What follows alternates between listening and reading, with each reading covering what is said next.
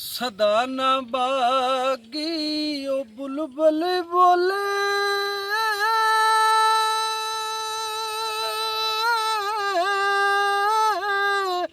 होते सदा न बागे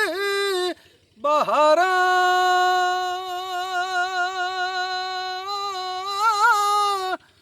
सदा न मापे हुसन जवानी होते सदा न सोबत यारा मिठा मेवा ओ बेरी देवे उत्ते फेर भी वट्टे खावे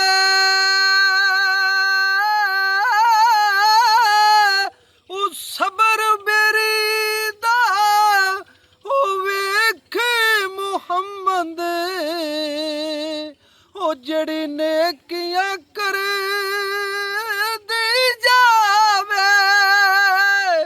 कदर फुल्लां दा